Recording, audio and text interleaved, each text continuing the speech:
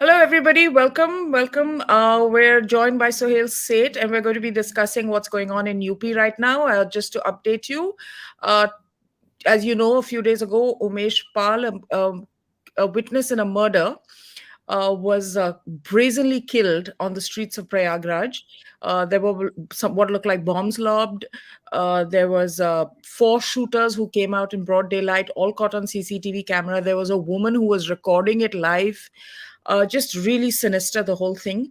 And this was raised in the assembly when Yogi ji was presenting his budget by Akhilesh Yadav. And subsequently, Yogi ji made that what has become an iconic statement is Mafia ko mitti mein mila denge. And that really seems to be happening. And I'm delighted that Suhail Seth is joining us because, like all of us, he has zero tolerance for this kind of mafia raj that has been the norm in UP. Suhail, have you been following this between your travels?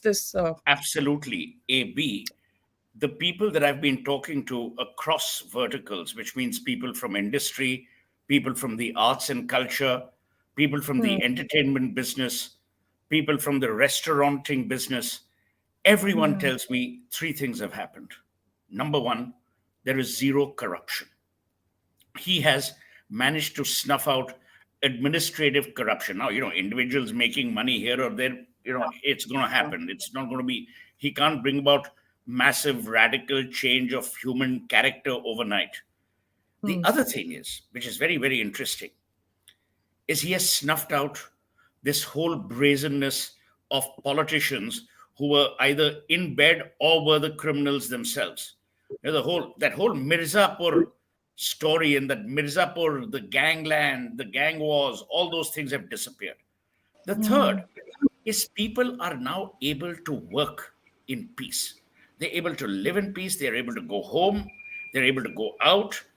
Industry is doing well. People know that there is a zero tolerance for lawbreakers, for offenders. I'll be honest with you. I have no issues with bulldozers. I'll tell you why. Because if you were to wait for the justice system with its slow grinding wheels, it'll never happen. I was one of the first advocates of the encounter Raj during KPS Gill's time. And to hmm, hell with human rights. And I'll tell you why. People will get very, oh my God, human rights. hmm, Don't innocent people have human rights who are shot dead in broad daylight? Don't they have human rights? Don't the police have human rights who are shot dead by these terrorists or by these imposters or by these mercenaries or even by, militants? My whole thing hmm, is there has to be some level of deterrence. And what Yogi hmm, has done is he has created an environment of deterrence. People are now scared to break the law. And let me tell you, Advaita, during the emergency, yes, emergency was terrible. But the justification a lot of people gave, as did Hitler, oh, trains run on time. But the fact is, people were scared. And India, hmm, which was lethargic, and India, which was used to unpunctuality, and India, which was uncaring about people, suddenly, worked because people hmm, were scared. Tragically, in India, only two things, excite us or goad us into working. Either is absolute fear or absolute incentives. And today, what Yogi has done is he's cleaned up the act. And why not? Please yeah, remember, why? out of the entire 100% of UP's population, less than 1% are criminals. Why should 1% tarnish the image of the other 99%? A, B. Why should 1% hold the entire state to ransom? Why should 1% deprive UP of investment? Why should 1% allow politicians to get away in the manner they did? Which is why I love Yogi's comments in the assembly. When he attacked Akhilesh Yadav and he says कि आपने अपने पिताजी का सम्मान नहीं किया. Point is, Hmm, Yogi is making an issue out of corruption. He's making an issue out of lawlessness. And to my mind, he's also putting the police on the line, saying that this cozy club that you guys had created is now going to be destroyed. hmm. So it's all good as far as I'm concerned. Oh, and Pallavi is also back with us. Pallavi, the nexus between politicians and the mafia in UP has been common knowledge for the longest time. It has been such common knowledge that these people have been welcomed into parliament, supported by Samajwadi Party, in the case of Atik and even the other chap, Mukhtar Ansari, also gets a lot of political support. These people have been gentrified by the political class in UP. And for the first time, you're seeing a situation where a chief minister of the state is saying, I'm going to break this nexus. I'm going to expose this nexus. I hold no truck with anybody.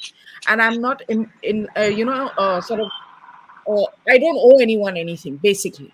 And he's going out for them. Yet, yesterday I was on a debate, and the same, these RLD, Samajwadi Party, all these people sending their spokespersons out and trying to defend the indefensible. In a situation like this, don't you think spokespersons and these political parties that have such obvious links with these thugs and gangsters should just keep quiet?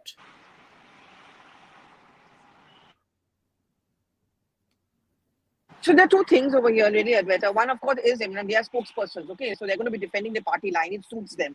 But, let's talk about the real people, the people who are actually living in UP. Now, take for me, for example, I mean, I stay in Noida. And I remember Well, Noida's one of hardly the main UP reasons that here. Noida's for the rich. but it's UP. Noida's for the elite. So that's not entirely true. Maybe you should just stop traveling to London and America and Goa and come and stay in Noida for a bit. 24 hours. There's a part of Noida which is not all that happening. But anyway, having said it, I mean, I don't expect Suhel. Suhel just wants to jump in. The thing is that I tell you what happened when I first shifted to Noida, and at that point of time, I think there was Mayawati ka Raj, and people said, okay, it's good. Mayawati, at least for all her faults, insisted that the law and order, at least if you go to a police station, someone would file an FIR.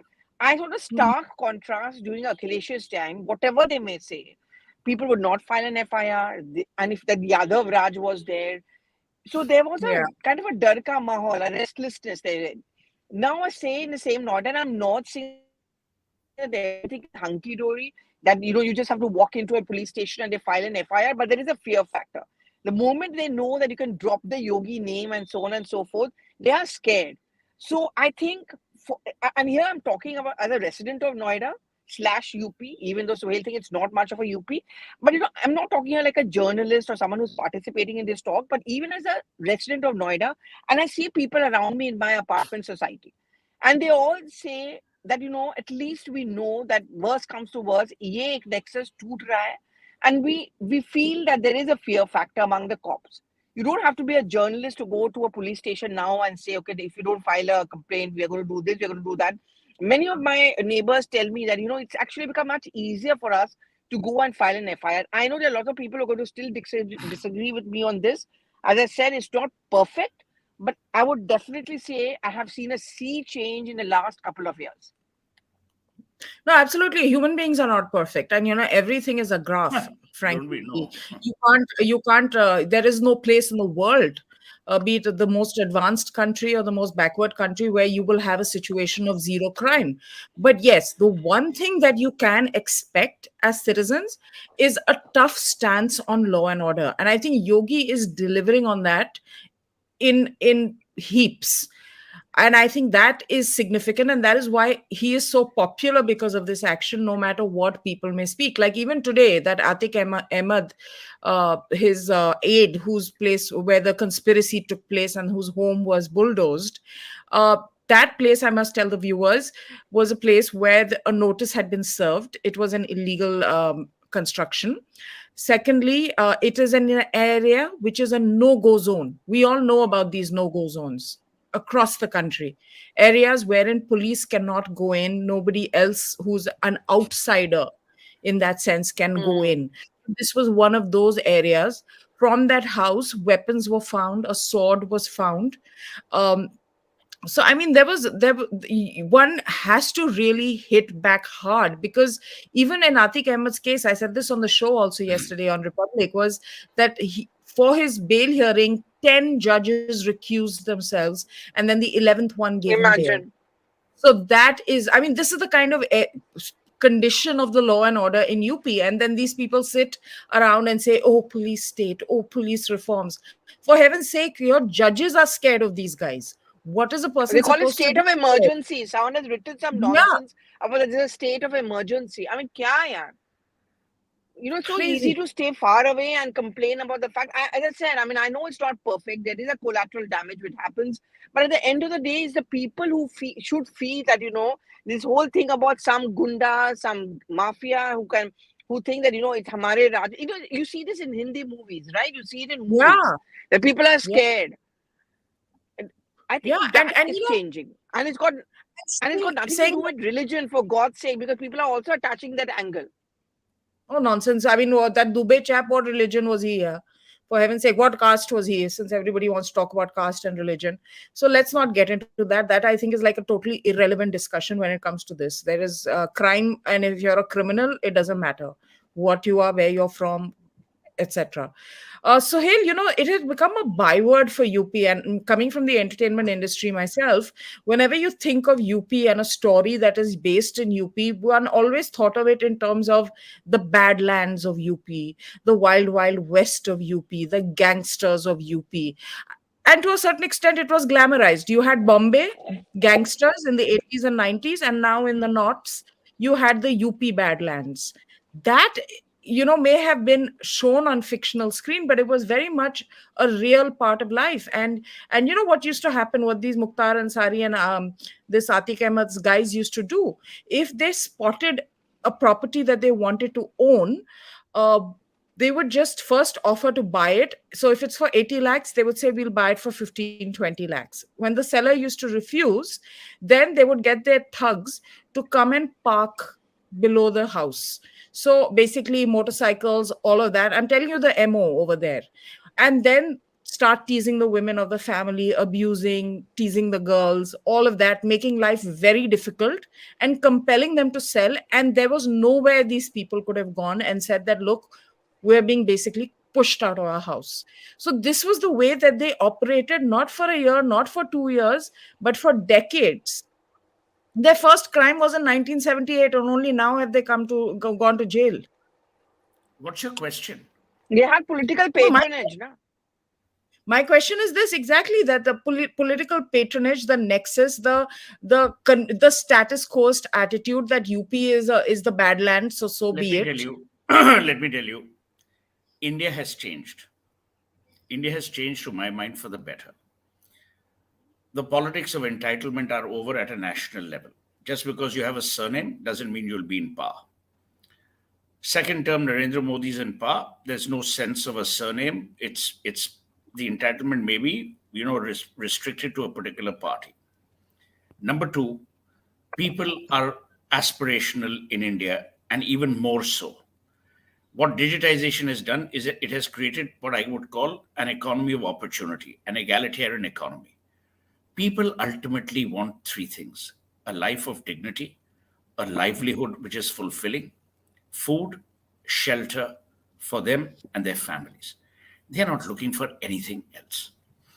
If the government can't deliver it, the government should be thrown out. But earlier you couldn't, because all political parties were vested in mafias. They were vested in what I would call corruption. Today that has changed.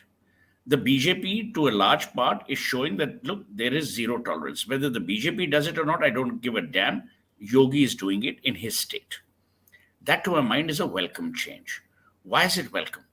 He's telling politicians that people are now tired of this nonsense.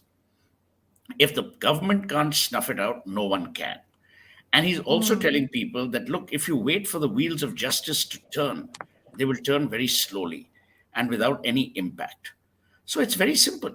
What did Rudy Giuliani do in the good old days Yeah, when New York was infested with crime? He cleaned it up. yeah. As simple as that. What did Margaret Thatcher do with labor movements that were running amok? She cleaned it up. The point is, politicians have to take the call to clean things up. You cannot have a situation where everything just continues ad nauseum and in a status quo-ish manner. So I'm all in favor that politicians need to take responsibility for their behavior. If their behavior is found wanting, there should be a place and time where they're thrown out of power. You cannot have power when you're actually mowing down the people who've elected you or depriving them of their opportunities of work. So it's very, very clear. Now, some duffer is saying Rudy cleaned the mafia for his own merit. It doesn't really matter. How does it For matter whose as long as it was sake? And he done? cleaned it up. The fact is, it was cleaned up. Simple. There's Yeah. an old saying: with forms of government, let fools contest. That which is governed best is best. Mm, Understand the racket that these people were involved in. What happened? The mafia was needed by the politician to win elections, because in those good old days you had booth capturing. With mm, EVMs, it has become more electronic, but you can still, ensure that people who want to vote for the other side are not allowed to vote. mm, Today, I believe that has changed. mm, Mayawati, the Yadavs, everyone. Bihar and UP were seen as the two laggards, both in terms of governance and law and order. That has now mm, changed. That's what it should be. mm. No, this is an important point. Sohail, we were discussing Punjab and what happened in the Rajnala incident, wherein those that Amrit Pal and his supporters just basically pushed and bullied the police into releasing their man. They should take a lesson. Bhagwat Maan should take a lesson from what's happening in UP. I mean, if you've got to sort these things out, you've got to be tough. You can't kind of capitulate given any There's no opportunity. such thing. There's no such thing as partial pregnancy. You either Mm, take a stand or you don't take a stand. The tragedy is that for far too long, politicians have been, scratching each other's back. So what happens is it's convenient for them to protect each other. Those days are over. The fact that today Yogi Adityanath can, in the assembly, look at the leader of the opposition in the eye and say that you were responsible and your party has done it and this is what I'm going to do, takes a lot of courage. Now, what the lot of BJP needs to do, now what the BJP needs to do is they need to actually return the favor. The BJP has to stop becoming a washing machine, because in many cases they too have taken people of criminal intent or criminal background. It may be economic criminality, it may be muscular criminality. That needs to stop. See, you have to set an example, and you have to set an example across India. You can't only make Yogi poor chap set the example, whereas in the rest of the country, BJP is willing to go to bed with criminals as long as it suits their political motives or political purpose.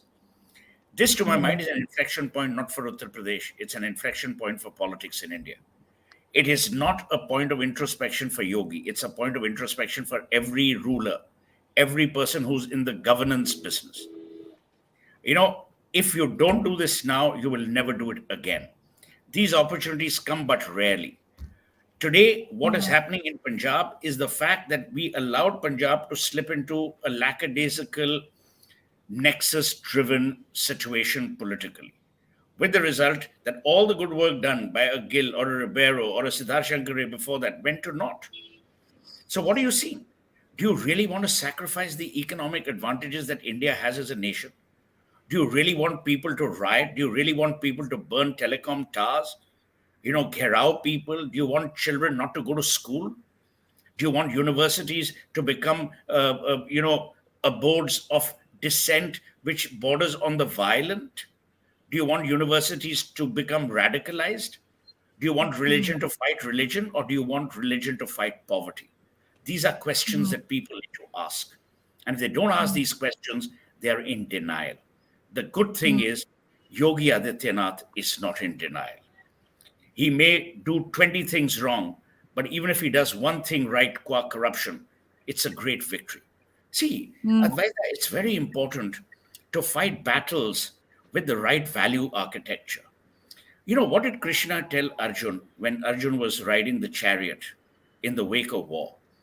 He says, yes, there will be orphans, there will be destruction, there will be widows, but this needs to be done. Sometimes the right thing needs to be done, and sometimes the right thing causes a lot of pain. But there is no gain without pain. There is no reflection without pain. It is only when you cut your finger do you realize the value of losing blood. So these are important things that people must analyze in this country. Yogi Adityanath has shown the way. You can reject his methodology, but you can't reject his intent. So, absolutely. if you have an issue with his methodology, then choose a better mousetrap. But you can't throw the baby with the bathwater. You can't say that, look, I actually question the intent because the intent is unquestionable. The intent is honorable, the intent is honest, and the intent is pro people. Hmm. Governments are meant to be pro people, they're not meant to be pro themselves. Politicians are meant to serve the people, not to absolutely harm the people. And that, to my mind, is very, very important. Hmm. Pallavi, you've covered politics for so long. You've had a lot of candid conversations with politicians from all parts of the country. What is the compulsion for politicians to support these kind of thugs and these gangsters and these murderers? I mean, there's votes, of course. There could be being in business with them also. What are the There's other money, things? there's Yeah. money, there is votes. Money, vote, it's the caste sometimes, it's very often the religion. And the fact that these people not only have the money power, obviously they do, they have the muscle power, which has an impact as far as the voting pattern goes. So if you look at those areas, and I'm forgetting the name of that guy at the Rampur ka, that who was Bhaiya, an MP of Rampur. No, no, no, no, no. Azam Forget it. Khan, Anyway, Azam Khan, Abhi, Azam Khan. yeah, Azam Khan and all. And why did they have political patronage? And and they kind of emboldened the system like this because they could ensure votes, and that's what these political parties would depend on. So I think that's the reason why they survived, they flourished, and it was very difficult. I think sometimes the politicians themselves became a mohtaj to these mafia and these gundas because they knew that they are the ones who are calling the shots. Very often, the Shahabuddin, for example, in Bihar, if he said, okay, koi vote nahi dene jayega is part, they would decide who they are going to vote for, who people should vote for in their area. So now there were those. I remember, I remember I'd gone to Bihar only for those elections, and Shahabuddin's Ilaka, and I remember first no one would tell us who they're going to be voting for, but suddenly at around 8:30 or 9, a day before polling takes place, everyone would disappear. They would go inside the house. And why I came to know was that because they would be told, घर पे जाके, that this is the person you're supposed to be voting for. And therefore, politicians became kind of servants or slaves to them because they knew that their political future is in their hands. This is as far as politics is. When you touched about Punjab, and I feel very strongly about Punjab weather because I've covered so many of those elections, and I understand the state and the language. I think it is very important, even, and this is something these politicians often don't understand. You require a good law and order system. You need to have that fear factor if you even want economic development to take place. I mean, UP, for example, is going big. I mean, they're coming out with a film city and a Global Investor Summit, which you were talking about. There was a time when people did not want to invest in UP because they felt कि यार यहाँ पे law and order का problem है. I mean, the corporate sector Absolutely. also wants this reassurance. I think Hmm. this was an important step because Yogi Adityanath also understood it's not only about ensuring law and order, it's also attracting investment. Now, Punjab is going to be a huge problem because this is a problem which many bureaucrats over there tell me that people now, investors are scared. If it's so easy for the aid of a criminal to actually arm twist and bulldoze to being released and aid to be released, then imagine why will a corporate sector want to go and invest there? I think in that sense, Yogi Adityanath understands that law and order, yes, it's important, but it's important not just to reassure the people, but also reassure the investors and the corporates can come and invest in UP. You're safe here. And you're actually going to develop here because here you have a no nonsense chief minister as far as the law and order situation is concerned. I'll tell you one thing, Advaita, because I advise chairman and CEOs. People invest in countries and states they know that are governed by rule of law, where they won't be held at the point of a gun, where their colleagues, their labor force are safe, where there is equality, where there is dignity, and where there is legal enforceability. People don't invest in states which are the hotbeds of either corruption or lawlessness. I feel saddened, which is what I said on your program the other day. Punjab has killed itself. It has shot itself in the foot, Very, much like very sad, Bengal yeah. did when it threw the nano out of Singur. From that day in 2008, when nano was removed from Singur, and we are now in 2023, that's 14 years. In 14 years, Bengal has not been able to garner back industry. Why? because people who invest money don't like unpredictability. They like predictability. They like conformity. They like the rule of law. They like continuity. They like consistency. They like the fact that governance, no matter which political master may or may not be in power, will not be sacrificed at the altar of avarice or at the altar of violence. That's what industry likes. Why is industry important? Because it gives people jobs. Why are jobs important? Because it helps raise standards of life and living. You cannot have a situation where, because of lawlessness, schools are shut, education is disrupted, children are prevented from their basic right of playing outside or going to school. You can't create a new India that you want to create if our old values continue to remain and our old ways of working continue to be thrust upon us. Someone has to take the lead. And I'm delighted that Yogi is taking the lead. Because, see, Yogi is running a state. He's not trying to win a popularity poll. Winston Churchill many years ago said, the only person you've got to be popular with is your spouse. And even there, Yogi doesn't have to worry. So, point I'm making is sometimes you have to choose between what is popular and what is right. You have to choose between what is good and what is needed. You have to choose between optics and execution. You have to choose between promise and delivery. And you've got to choose between people and servitude. And servitude is not something that you want to carry forward timelessly. What an exposition.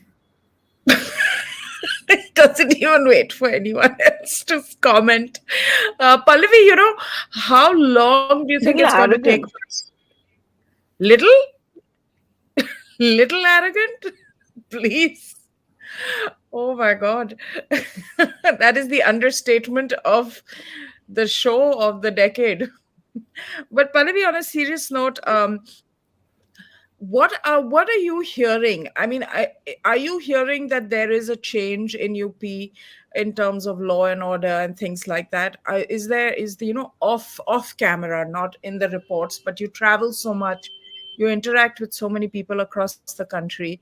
What do you hear? What is the good, bad, and the ugly that you hear So about I'll tell you UP? what happened when I was in Raipur now for those 3 days of Congress plenary session. So there were, and whatever people may say, I love chatting with those taxi drivers and cab drivers because I really think they're very very clued in because they get a lot of And we customers. So they both are talk to always them in and the they are car. offered. Yeah, but don't blame me to take a G20 crowd over here. So then what But happened is I was talking to this taxi driver over there, and I asked him. I mean, he was clearly a diehard BJP fan and the Modi fan, Riley. So I asked him, what's going to happen? So he told me they got 2024, so definitely it's going to be Modi. I said, after that, don't you think the opposition parties will come together? He said, uske baad Yogi hai. So kahan pe non BJP will come? So I said, do you think Yogi can take that place? He says, absolutely. So, when you see the hierarchy of or the names that people talk about when they talk about BJP being in power for a long, long time, the preference, of course, is the prime minister, but the number two is clearly emerging as Yogi Adityanath because they see in him the same tough talk and what Suhel was talking about. You have to take certain unpopular decisions. You don't run a government based on popularity charts or, those polls or Twitter or social media and so on and so forth. He clearly comes very, very close to the prime minister. That's one. Second, you ask about law and order and all of that. As someone who stays in Noida again, I think there was one problem which was there with the Yogi government initially, and that was a perception which he, of course, I think is clearly fighting on. With those Hathras cases, Unnao cases, he was being seen as an anti-woman or women are not safe. I think that is slowly, slowly changing. He's trying to ensure, and you would know this very well, Azad, that he's trying to change that perception. So what I'm told is that this is a very clear-cut goal he has. He knows that in UP, in most part of our country, for that matter, its women voters are becoming very, very critical.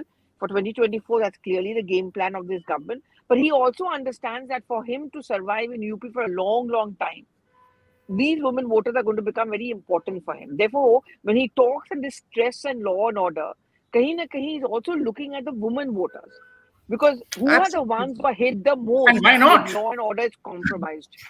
Very important. I mean, I've interacted with him, as you all know, a couple of times, and the last time I interacted with him was in January, and he was discussing Hathras. I mean, he discussed Hathras with me. So he's definitely. I mean, these are things that he definitely thinks about. They bother him. He's committed to it, and say what anyone will, he is going to make sure that the most populated state in this country is going to be safe for women, and he'll go Pink to any lengths toilets, to do all of that. These are not that. small Yeah, things, pink toilets, yeah, pink police stations. You have a woman as a police commissioner of Noida. yes, Not many yes. people even bother to understand that. But it instills, I mean, I'm talking about my society, my apartments around me. It instills a sense of confidence among the women. Ki, "Chalo, I can now go to a police station and file an FIR if there's sexual harassment taking place, if someone is passing some comment. So though, because a large number of women who are now going out to work also, no? So Hmm. these things instill confidence, and he knows it's not just a vote But bank. no. He understands, No, politically no, speaking, not at it's all. very, very. I mean, you've interacted with so many politicians. I mean, they say public has short memory. Politicians also have even shorter memories because they really want to forget things, and the things that go wrong, especially. But he's not that kind of politician. In fact, today, even in the assembly, when he was speaking, and he says, there's a difference. You can bhag lo, which means you can contribute. Yeah, bhag lo, which means you run away from the situation or the problem. Now, he doesn't come in the category of politicians who's going to Yeah, run away he from the said that. situation or the problem. He's going to live with it, he's going to face it. And this is one aspect of his personality that is very evident to me. And I just want to share that with everybody And else on as that well. note, And really, on that note, we must bid you goodbye. So long, folks. Farewell. Don't forget to like the video, because when you Where's he like these going? videos, they go out there. it's a half Suhail an hour has program today. Pallavi, when we started this, these shows, Suhail was under lockdown. So Suhail was used to come on time and used to be a very active participant. As lockdown started getting I lifted, still come on time. You can never say Suhail I'm late. started slowly, I saw, slowly edging away, having Not at excuses. all. I'm sorry. I'm always on time. Always on time. You're okay. Oh my God, Okay. the Thank monkeys are you. raising hell outside my house. Well, I'm glad. Thank you. Are you in Parliament? I'm not in parliament, but the monkeys here are very vicious. Okay. They've like Thank gone up you. my clothes and everything. Okay, everybody. On that note, I've got to deal with some domestic issues, and thank you for watching. And we'll see you soon. Bye for now. End it.